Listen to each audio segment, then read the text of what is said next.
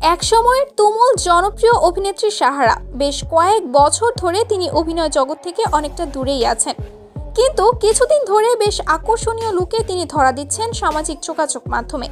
আর মুহূর্তের ভেতর সেই ছবিগুলো ভাইরাল হয়েছে। এত বছরে নিজের শারীরিক পরিবর্তন ঘটেছে বেশ অনেকটা। হঠাৎ করে তাকে দেখলে চেনাই যাবে না। তার এমন লুক দেখে নেটিজেনদের মধ্যে বেশ বাজে মন্তব্য ভেসে আসছে। তবে বেশ খোঁজ খবর নিয়ে যাচাই বাছাই করে দেখা যায় তার এই ছবিগুলো তার কোনো ফেসবুক অ্যাকাউন্ট থেকে করা হয়নি। তাবাসসুম নামের একটা ফেসবুক অ্যাকাউন্ট থেকে তার ছবি পোস্ট করা হয় এবং ইনস্টাগ্রামে শ্রেতা নামের একটা অ্যাকাউন্ট থেকে এসব ছবি পোস্ট করা হয়। অর্থাৎ এই ছবিগুলো নায়িকা সাহারার নয়, এর সঙ্গে ঘটে গেছে AI এর ডেথ ফেক।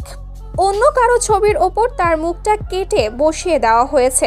চিত্রনায়িকা সাহারা 2003 সালে রুখে দাঁড়াও সিনেমার মধ্য দিয়ে তার অভিষেক ঘটে। প্রথম ছবিতে তিনি তেমন সাড়া না পেলেও শাকিব খানের সঙ্গে জুটি বেঁধে বেশ জনপ্রিয় হয়ে ওঠেন তিনি। তার ব্যবসা সফল ছবি হলো শাকিব খানের সঙ্গে পিয়া আমার পিয়া। এই চিত্রনায়িকা সিনেমা ছেড়েছিলেন কারণ তার স্বামী মাহবুবুর রহমান মনির তার এই মিডিয়া জগতে কাজ করা পছন্দ করতেন না।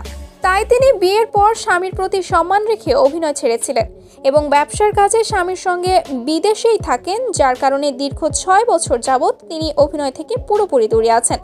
ঢাকা গুলশান 1 নম্বর পুলিশ প্লাজাতে সাহারা ফ্যাশন হাউস নামে তার কাপড়ের বিজনেস রয়েছে। সাহারাকে শেষবারের মতো দেখা যায় 2017 সালের তোকে ভালোবাসতেই হবে এই মুভিতে। সেই মুভিতে তার নায়ক ছিল জায়েদ খান। সাহারা প্রায় 60টির মতো সিনেমাতে অভিনয় করেছে।